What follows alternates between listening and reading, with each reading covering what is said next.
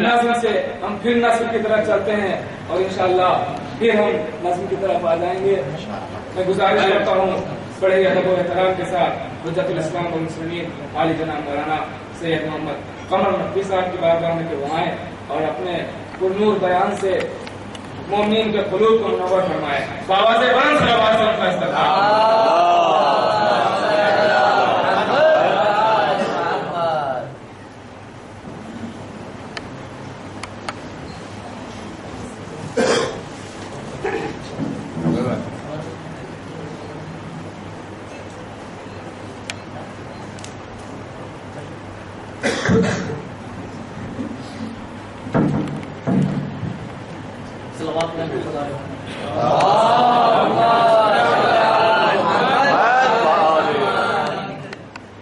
أعوذ بالله من الشيطان اللعين الرجيم. بسم الله الرحمن الرحيم.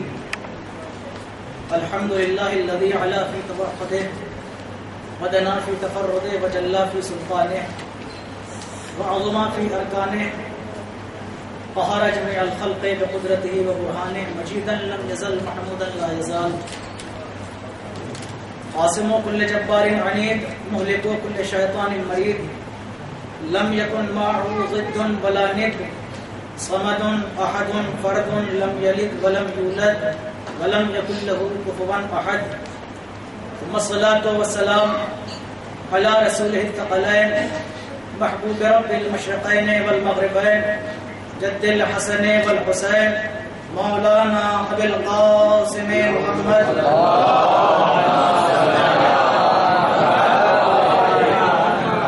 وعلى آل بيته الطيبين الطاهرين المعصومين المظلومين الذين أذهب الله عنهم الرجس وطهرهم تطهيرا.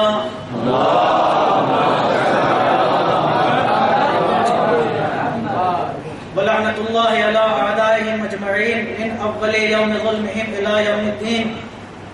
أما بعد فقد قال الله تعالى في كتابه الحكيم بسم الله الرحمن الرحيم الذين آمنوا ثم لم يلبسوا إيمانهم بظلم لهم الأمن وهم مهتدون. صلوات پڑھیں محمد علیہ.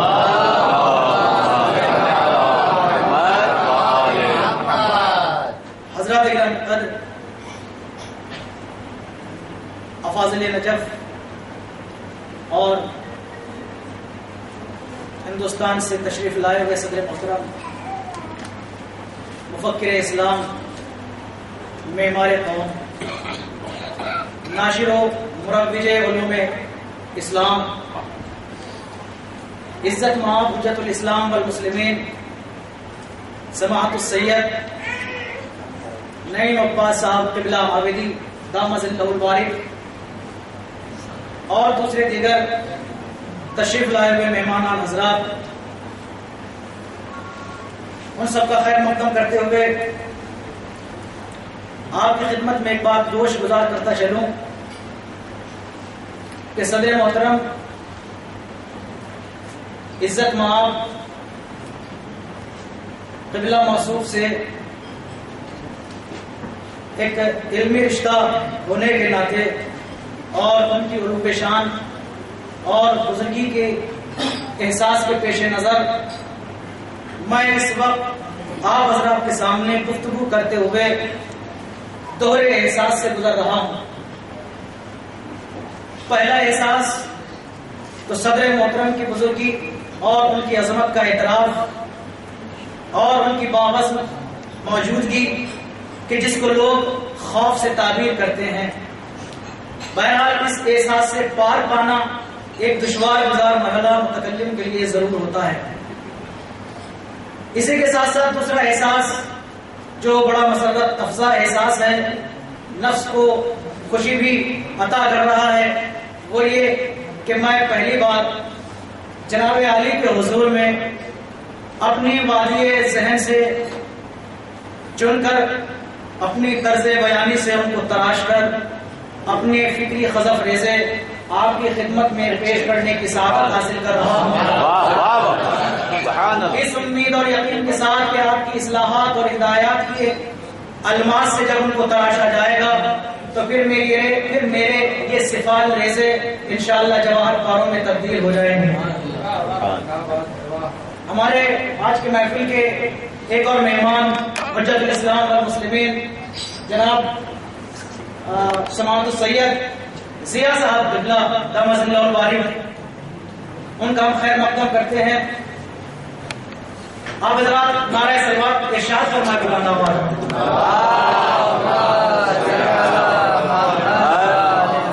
آپ حضرات سے گزارش ہے کہ تھوڑا سا یہ والا طبقہ جو ہے آگے آ جائے، ذرا سا صلوات پڑھتے ہوئے تشریف لائیں۔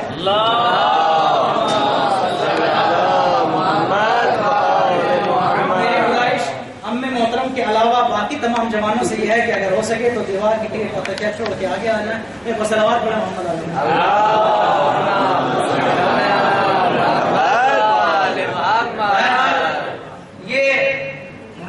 ولادت باسعادت سبب وجود کائنات مولا متقیان حضرت علی بن ابی طالب کی تقریب کی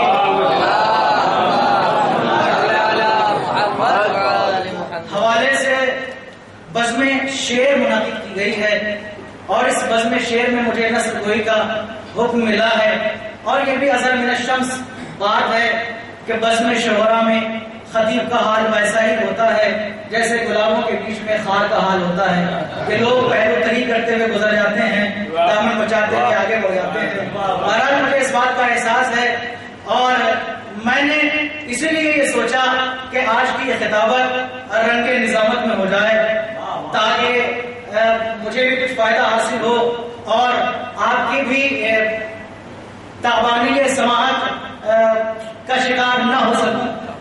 میں یہ چاہتا ہوں کہ میں اس تذکرہ نور کے حوالے سے وہ نعمت حاصل کر لوں کہ میری عقدت لسانی کھل جائے اور آپ کی سماعتوں میں رس کھل جائے، اور میں یہ بھی چاہتا ہوں کہ اس تذکرے کے ذریعے سے چشم دل سے چہرہ ولایت اوجھل نہ ہو جائے اور آپ کی سماعتیں کہیں اوجھل نہ ہو جائیں۔ میرا آج کی اس گفتگو کا جو محور و مرکز ہے وہ امان اور ایمان ہوگا، اس لیے کہ اس دنیا میں زندگی گزارنے والا ہر انسان چاہے جس نسل سے تعلق رکھتا ہو، چاہے جس ذات کا ہو، جس رنگ سے اس کا رابطہ ہو، تمام چیزوں میں یہ انسان آپس میں فرق رکھتے ہیں مگر ایک چیز میں مشترک ہے۔ وہ اشتراک یہ ہے کہ ہر انسان سکون چاہتا ہے، ہر انسان اس مقصد کو ضرور پیش نظر رکھتا ہے، سارے مقاصد کو بھول جاتا ہے مگر یہ مقصد ہمیشہ پیش نظر رہتا ہے کہ اس کو سایہ امنیت مل جائے، اس کو سکون حاصل ہو جائے، اس کو اطمینان حاصل ہو جائے، اور اس نے اپنے اس مقصد کے حصول کے لیے کیا کچھ نہیں کیا، جو اس کے امکان میں تھا سب کر ڈالا۔ ہم نے یہ دیکھا کہ اس مقصد کو حاصل کرنے کے لیے وہ تاروں کو کمندے ڈال آیا، وہ جان کے سینے کو اپنے نقش پا بھی چھوڑ آیا، اور اس مقصد کے حصول کی خاطر اس نے جو جو چیزیں ضروری سمجھی ان کے حصول کے لیے ہر جائز اور ناجائز طریقے کو اپنایا اور حاصل کرنے کی کوشش کی۔ اور اس جب ہم زمرے میں دیکھتے ہیں تو ہمیں نظر آتا ہے کہ انسان نے اتنی ترقی کی کہ اس کے پاس آج ظاہری نظروں سے دیکھنے کے بعد پتہ چلتا ہے کہ سب کچھ موجود ہے، اس کے پاس ہم یہ دیکھتے ہیں کہ لذیذ ترین خوراک کا بھی انتظام ہے، حسین ترین پوشاک بھی موجود ہے، اس کے پاس تفریح کے لیے حسین مناظر بھی ہیں، اس کے پاس تعیش کے لیے جمیل مظاہر بھی ہیں، اور وہ جب اس دنیا میں زندگی گزارتا ہے تو سواری کرنے کے لیے مثلا اس کے پاس کانے سوار پر محمد علی محمد۔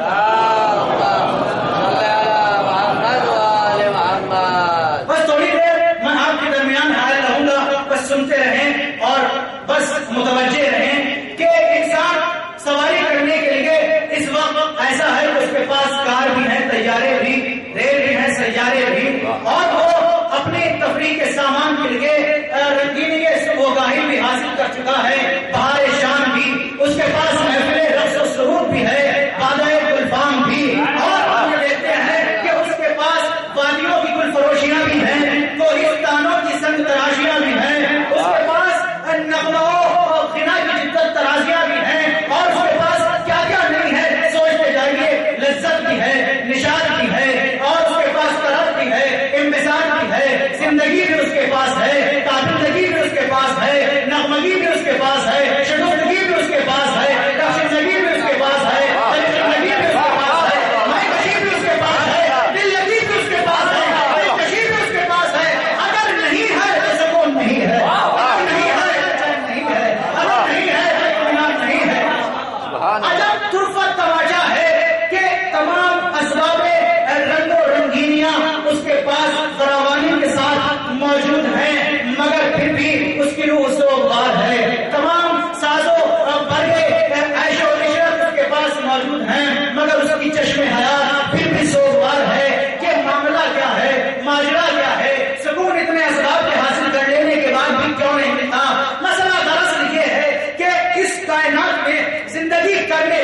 ہر شے ایسی ہوتی ہے کہ اس کے لیے خوراک درکار ہوتی ہے، اور خوراک اور غذا بھی اس کے مزاج اور طبیعت کے مطابق درکار ہوتی ہے۔ اگر اس کو اس کے مزاج کے مطابق خوراک ملی تو سکون اس کو حاصل ہو جاتا ہے، خوراک نہ ملی کیا مخالف طبیعت اور مخالف مزاج خوراک ملی تو اضطراب پڑ جاتا ہے، بے چینیاں بڑھنے لگتی ہیں، سکون چھننے لگتا ہے۔ یہی معاملہ اس حضرت انسان کا بھی ہے، اس کے بھی سکون کے لیے کچھ اغذیہ چاہیے، کچھ خوراک چاہیے، اس لیے کہ اس کے جسم کے اور اس کی ذات کے دو حصے ہیں، ایک جسمانی اور مادی حصہ ہے، ایک روحانی حصہ ہے، اور اس کے دونوں حصوں کو اپنے اپنے مزاجوں کے مطابق خوراک چاہیے۔ بس یہی بھی انسان دھوکہ کھا گیا اور سکون حاصل نہ کر سکا کہ اس نے اپنے اس مادی جسم کے لیے تو اغذیہ اور خوراکوں کا انتظام کر لیا۔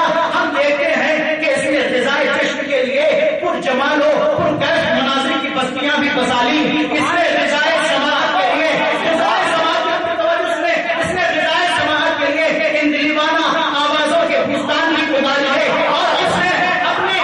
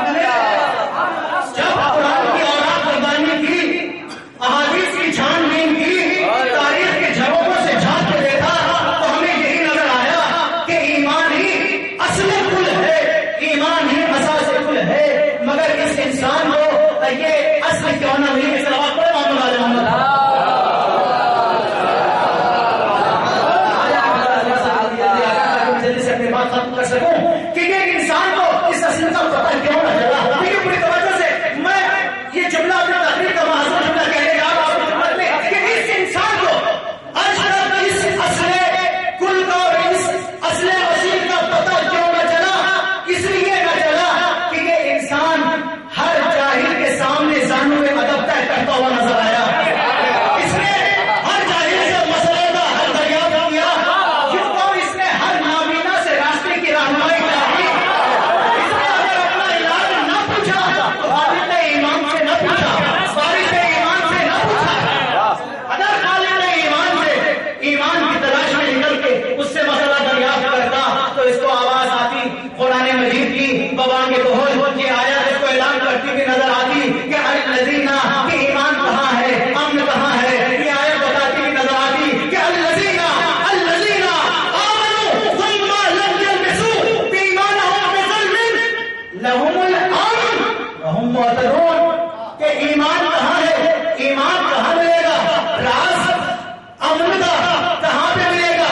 ارشاد خداوندی ہوا کہ جو لوگ ایمان لائے اور ایمان لانے کے بعد اپنے اس ایمان کو انہوں نے ظلم سے مخلوط ہونے سے بچایا تو انہیں کے لیے امن ہے اور انہیں کے لیے ہدایت ہے. تو خدا نے راز امن کاہے میں بتایا, ایمان کے لانے میں. جو ایمان لے آئے اس کو امن مل جائے گی, مگر تنہا ایمان لانے کو اس خالق ایمان نے امن کے حصول کے لیے کافی نہ سمجھا. اس نے کہا کہ پہلے ایمان لا, پھر بعد میں شرط یہ ہے کہ اس ایمان کو خالص بھی رکھو, اس میں ظلم کی آمیزش نہ ہونے پائے. اس لیے وجہ یہ ہے کہ پوچھا ہوا چراغ جلانا کمال نہیں ہوتا, چلتا ہوا چراغ بچانا کمال ہوا کرتا ہے. ایمان لانا کوئی بڑی بات نہیں, ایمان کو خالص رکھ کے اور اس کے چمن کو ظلم کی خزاؤں سے بچانا ایک کمال ہوتا ہے. ٹھیک ہے, پروردگار تیری بارگاہ میں ہم معتبانہ دست بستہ التماس اور التجا لے کر آئے ہیں کہ پروردگار اس آیت میں تو نے امنیت کے راز سے پردہ اٹھا کے یہ تو بتا دیا کہ ایمان لے آؤ تو تمہیں امن مل جائے. مگر پروردگار یہ تو بتا جس مصیبت میں آج کا یہ انسان حیران و سرگرداں ہے, پھنسا ہوا ہے, ہمارے سامنے بھی وہی مشکلات لگی ہوئی. تو نے راز امن ایمان میں بتایا تو صحیح, مگر یہ نہیں بتایا کہ ہم ایمان کس ساتھ پر لے کے آئے, ایمان کو کس ساتھ سے منسوخ ہے, کس کو ایمانی شکل میں ہم اختیار کریں. یہ تو بتائے. خالق ایمان آواز دے گا, میں نے راز امنیت ایمان کی شکل میں خالق ایمان ہونے کے ناطے تمہیں بتایا, اب ایمان کس میں ہو یہ تمہیں میرا وارث ایمان بتائے. اور جب ہم وراثت ایمانی کے سلسلے کے ساتھ آئی بڑی صادق آل محمد علیہ السلام کی بارگاہ میں پہنچے تھے. اب یہ بات تو میں کہہ نہیں سکتا کہ آپ کا ایمان کمزور ہے, معذرت اللہ نہیں کہہ سکتا, مگر صلوات کچھ ایسا ہی شامل کر رہی تھی.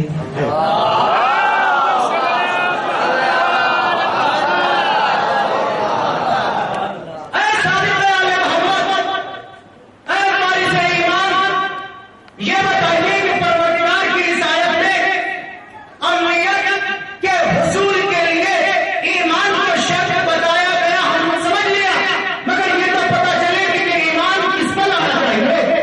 وہ ذات بابرکت کون ہے کہ جس کا ایمان لا کے ہمیں امنیت ملے گی. امام نے فرمایا سنو, ہمارے دربار میں آئے ہو تو جواب لے کے آؤ, جواب لے کے جاؤ گے. اور یہ کائنات یہی ڈھونڈ کر رہی ہے کہ اس نے در بدر کی ٹھوکریں کھائی ہیں مگر در علم پر نہیں آئی ہے, اسی لیے وہ مشکلوں میں گر گئی. ہم بتائیں گے سنو, ایمان اللہ نے بتایا کہ لے کے آؤ, کس پر لاؤ گے ہم بتائیں گے. امام نے اس آیت کی تفسیر کی اور فرمایا بسم اللہ الرحمن الرحیم, تفسیر صافی.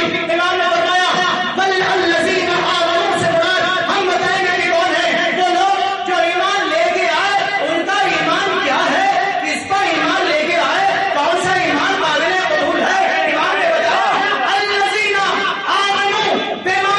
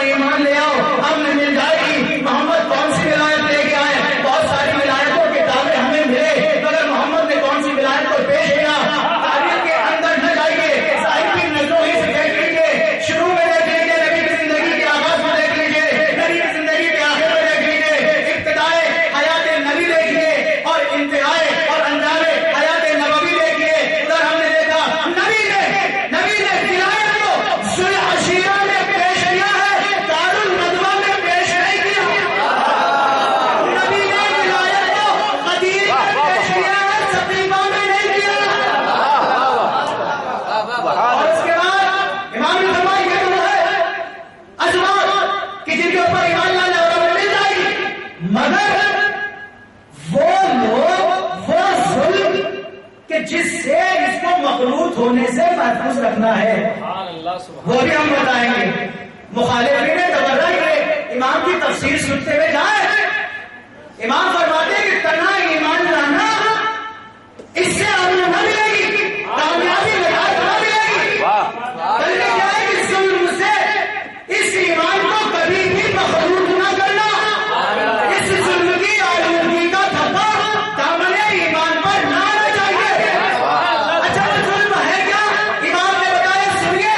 پہلے ایمان لاؤ ولایت علی اور ولایت اولاد علی پر, اور اس کے بعد امام فرماتے ہیں کہ ایمان ہے اور ثم لم یخلطوها بولایت فلان و فلان و فلان.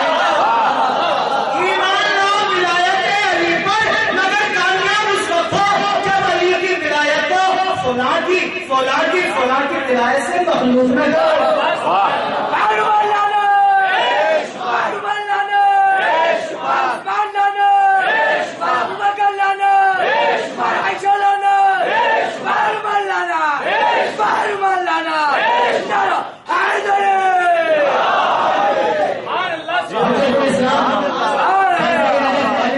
سید محمد عبدالقادری صاحب سے گزارش کروں گا تشریف لائیں. سلوات پر محمد علیہ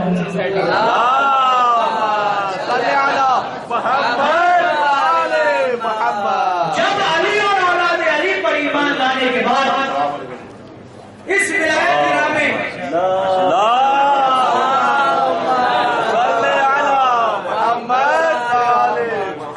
بھائی جناب کی تبریک امامہ پوشی کی خاطر ایک سلوات اور پڑھیں.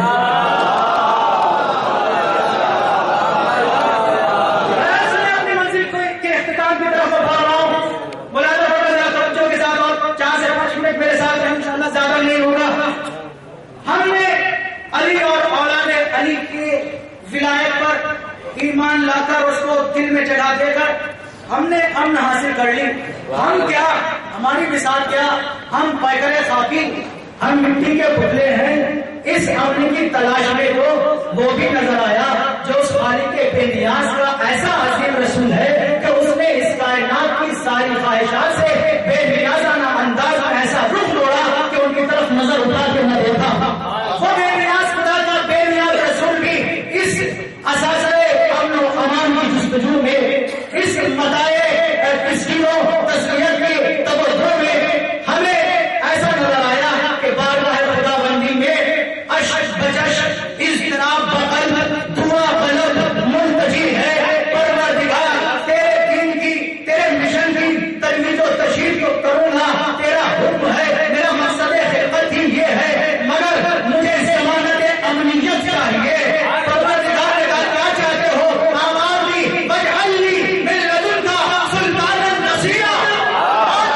اس عاشق کل نے اپنے اس معشوق کی طرف کو دیکھا, اپنے محبوب کی طرف کو دیکھا تو اس کا دریائے جوش میں آیا, اس کا پہلے قریبی خروش پہ آیا, اور اس کے بعد شاہ صاحب توجہ سے سنیں گے. اب اگر ادھر ادھر آپ کی توجہ بھٹکی تو بہرحال میرا ضرور خون ہو جائے گا. اب یہاں پہ آپ توجہ ضرور رہے, انشاءاللہ محسوس ہوں گے. پروردگار نے جب اپنے اس بندے بے نیاز کی یہ طلب دیکھی, اس کے دل کی طلب دیکھی, تو اس نے اپنی قدرت کاملہ کے اہتمام مدبرانہ سے امانت خانہ عصمتیہ ابو طالب سے اپنے نور کو عصمت خانہ بنت اسد میں منتقل کر کے, عصمت خانہ بنت اسد میں منتقل کر کے اس شیر کی بیٹی کو ایک شیر بیٹا دینے کے لیے اپنے گھر تک بلایا. اور عام انداز میں نہیں بلایا, اے فاطمہ اسد کی بیٹی ہو, اسد کی ماں ہونے والی ہو, تمہیں عام در سے نہ بلائیں گے تاکہ عام لوگوں کی ماں میں اور شیر کی ماں میں فرق تو ہے.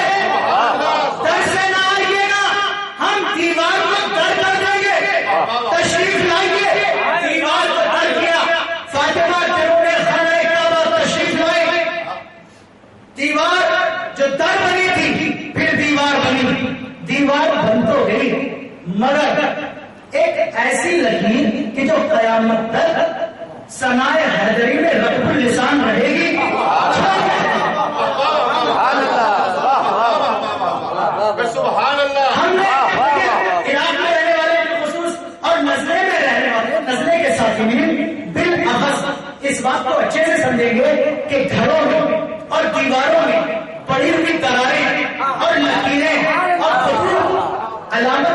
حسن کبھی نہیں بنتے، نشان حسن کبھی نہیں بنتے، بلکہ دیواروں میں پڑی ہوئی دیواریں یہ علامت بدنمائی ہوا کرتی ہیں، بدرونقی پھیلایا کرتی ہیں. کسی کو یہ برداشت نہیں ہوتا گھر حسین و جمیل و خوبصورت ہو تو بات ہی الگ ہے، کسی کو اپنے چھوٹے سے جھوپڑے میں بھی ذرا سی طرح برداشت نہیں آتی. کیوں؟ اس لیے کہ طرح کبھی معیار حسن نہ بنے گی، ہمیشہ بدرونقی کی علامت رہے گی. کیا خانہ پروردگار اسی بات کا مستحق ہے پروردگار کہ تیرا یہ خانہ کعبہ ایسا ہے کہ اس میں قیامت تک یہ درار پڑی رہے. کیا یہ بدرونقی نہیں ہے معاذ اللہ؟ کیا یہ بدنمائی نہیں ہے معاذ اللہ؟ آواز مشیت شاید آئے ہر شگار ہر درار بدرونقی نہیں ہوا کرتا اور ہر شگار حسن بھی نہیں ہوا کرتا. آپ دیکھیں ملاحظہ فرمائے جوالا مجھے کا دہر بھی بند ہوا کرتا ہے. ابتدائے حیات میں کلی کا دہر بھی بند ہوا کرتا ہے، مگر جب حدت موسم سے کبھی کسی موقع پر جوالا مجھے کا دہر کھلتا ہے، اس میں بھی شگاف آتا ہے، کلی میں بھی شگاف آتا ہے، مگر دونوں شگافوں میں فرق ہوتا ہے. ایک بدنمائی کی داستان کرتا ہوا آتا ہے، ایک نشہ میں جا کو معطل کرتا ہوا آتا ہے. جوالا مجھے کو دیکھیں اس کا دہر جب شگاف ہوتا ہے تباہی و بربادی لے کے آتا ہے، مگر جب کلی کے اندر شگاف ہوتا ہے تو وہ نشہ میں جا میں بہار حیات ہو گیا. شگاف قابل نفرت نہیں ہوتا اور ہر شگاف قابل محبت بھی نہیں ہوتا. اور یہ شگاف جو خانہ کعبہ کی دیوار جو ہے یہ شگاف صرف دیوار تک ہی محدود نہیں ہے، بلکہ یہ شگاف کائنات میں بسنے والے ہر انسان کے دل میں بھی ہے. توجہ سنیے گا، شاید یہ بات کچھ اٹپٹی سے لگے کہ خانہ کعبہ کی دیوار میں جو شگاف ہوا دیوار میں تو ہوا ہی ہوا، ساتھ ہی ساتھ ہر انسان کے دل میں بھی ہوا. اس شگاف سے مومن کے دل میں بھی شگاف ہوا، منافق کے دل میں بھی شگاف ہوا، دوستوں کے دل میں بھی شگاف ہوا اور دشمنوں کے دل میں بھی شگاف ہوا. شگاف سب کے دل میں ہوا، مگر فرق کے ساتھ ہوا کہ جب مومنوں نے اس کعبے کی دیوار میں شگاف کو دیکھا تو ان کے دلوں میں جو شگاف ہوا ویسا تھا بالکل ویسا ہی کہ مانو ان کے دلوں نے اپنے اس گوہر اور موتی کے نور کو اپنے اندر سمانے کے لیے صدف کی طرح اپنے لب کو اور جب دشمنوں نے شگاف کو دیکھا تو محمد حیدری کی دھمک سے زلزلوں کی طرح ان کے دل پھٹ کے رہ گئے. شگاف میں فرق ہے. یہ شگاف مومنوں کے مطلع دل پر خیط ابیض کی طرح ابھر کے آیا اور کافروں کے اور دشمنوں کے دل پر ذوالفقار کی مانند ٹوٹا. اور پروردگار کی جانب سے بھی یہ خط، یہ لکیر، یہ شگاف بے مقصد نہیں رکھا گیا. پروردگار کوئی کام ابس نہیں کرتا، لغو نہیں کرتا. اس کی مصلحت، اس کا راز، اس کا فلسفہ وہ جانے. ہماری کیا مثال اس کے رازوں کو سمجھے، مگر اپنی مثال پر جو ہم سوچ سکتے ہیں اس کے اوپر یہ حکم تو نہیں لگا سکتے کہ آخری فیصلہ یہی ہے، مگر سوچنے میں تو آزاد ہیں، فضائل علی کو تلاش کرنے میں تو آزاد ہیں. ہم تلاش کر ہی سکتے. ہماری سمجھ میں ایک بات آتی ہے کہ دیواروں میں دراریں کوئی برداشت نہیں کرتا، مگر اللہ نے اپنے گھر کی دیوار میں شگاف قیامت تک کے لیے برقرار کیوں کر دیا؟ صلوات پڑھیں مولانا. میری سمجھ میں تو بس ایک بات آتی ہے کہ پروردگار کی مشیت یہ چاہتی تھی کہ وہ اپنے مرزا صاحب بھی سنے، آپ 1950 چھوڑ دے وہ آ جائیں گے جو اس کے ذمہ داران ہیں، آپ میرے سے متوجہ رہیں کہ پروردگار عالم اس لکیر کے ذریعے ایک یہ چیز چاہتا تھا کہ اس نے آپ نے تیرے کے پہلے آپ کچن میں بند کر دیں. بارو مولانا بارو مولانا بارو بکر لانا بارو بکر لانا بارو عثمان لانا بارو عثمان لانا بارو عائشہ لانا بارو عائشہ لانا بارو حفصہ لانا بارو شکر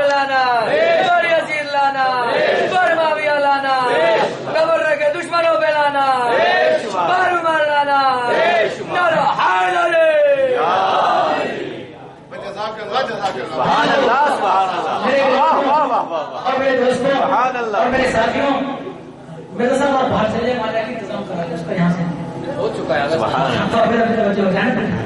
سبحان اللہ. اب وہ ایسا ایسے میں سن لیجیے کہ میری سمجھ میں جو راز آیا وہ یہ ہے کہ پروردگار اپنے اس گھر کی دیوار کو کرتاس بنا کر اپنے قلم قدرت سے فن نور الذی انزل معہ کی تفسیر لکھ گیا.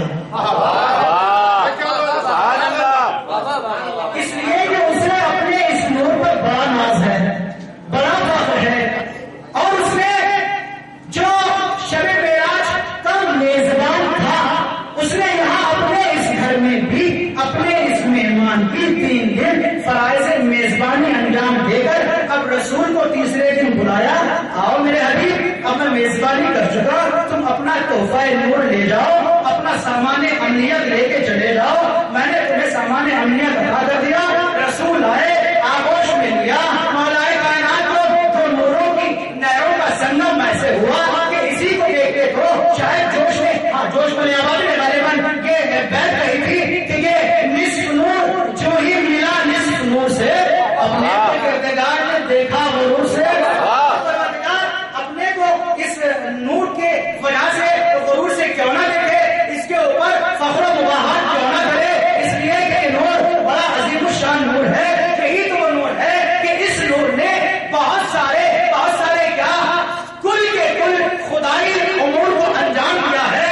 اگر میری بات غلط لگے تو آپ ابتدائی آفرینش میں جائیں، وہاں سے لے کے ایک ایک کر کے آپ ملاحظہ فرماتے آئیے اور انجام کائنات تک دیکھتے جائیں، ہمیں نظر آئے گا ہر جگہ اسی نور کی کار فرمائیاں ہیں، ہر جگہ اسی نور کی جلوگیاں ہیں کہ ہم نے دیکھا کہ یہی نور تھا کہ جس نے جناب آدم کی توبہ کو قبولیت کا لباس میں پہنایا. پوری توجہ سے آپ میری طرف سنیں میری بات کو. یہی نور تھا کہ جس نے جناب آدم کی توبہ کو قبولیت کا لباس پہنایا. یہی نور تھا کہ جس نے حابیل کی قربانی کو جذبہ خلوص ادا کیا. یہی نور تھا کہ جس نے قوم کی ضلالتوں اور گمراہی کے متلاطم طوفان میں نہا پڑنے پر مجبور ہونے والے روح کے ہونٹوں کو تبسم عطا کیا. یہی نور ہے کہ جس نے اپنی ہلکی سی جلوگی کے چلتے ہوئے بساط کوہ طور کو بنی اسرائیل کے لیے جب وہ موت کی وادی بن گئی تھی وہاں پر موسیٰ کو لباس بے ہوشی دے کے زندگی عطا کر گیا تھا. کہ یہی میرا نور کہ جس نے دیکھنے والوں کی رگوں میں خون جما دینے والی نارے نمرودی کے اندر خلیل خدا کو خون سازی آتش کا ہنر بھی عطا کیا.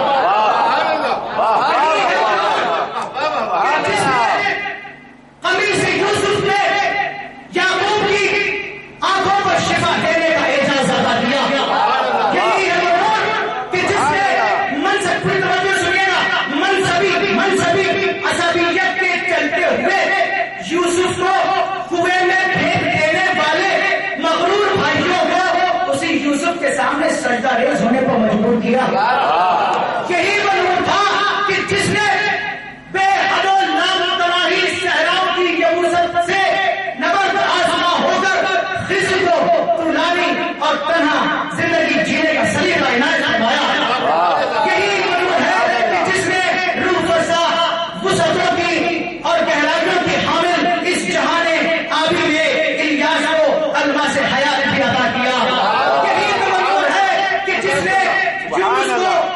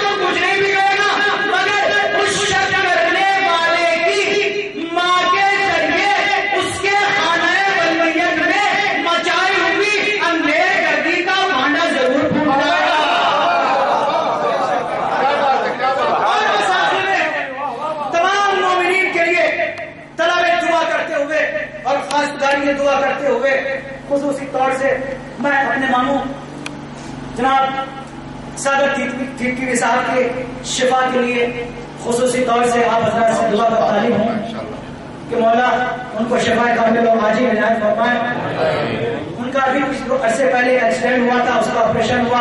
اب شاید اسی ایکسیڈنٹ کی وجہ سے ان کے سر میں خون جم گیا, اس کا آپریشن ہونا ہے 2 یا 3 دن کے بعد. آپ لوگوں سے دعا کی خصوصی گزارش ہے, اور میں ان کی شفایابی کے لیے اور مولا کی بارگاہ میں ان کی حاضری کے لیے میں انہیں کے 4 مسئلے اب مجھے یاد آ گئے اسی خانہ کعبہ کی اس خط اور لکیر اور شراب کے حوالے سے آپ کی خدمت میں عرض کرتا چلوں. شاید اسی حوالے سے کچھ شفا مل جائے. مولا ہم نے اس خدمت کو کاوش کو قبول کر لے. پوری توجہ سنیے گا, اور اس طرح ناظم صاحب کے لیے معاملہ بھی آسان ہو جائے گا. میں نظم کی طرف خود کاروان کو موڑ کے جا رہا ہوں. سنیے گا, فرماتے ہیں کہ کل فتح عالم افطار بری لگتی ہے. پوری توجہ سے سنیے گا, کل فتح عالم افطار بری لگتی ہے, سر پر لٹکی ہوئی تلوار بری لگتی ہے. کل فتح عالم افطار بری لگتی ہے, سر پر لٹکی ہوئی تلوار بری لگتی ہے.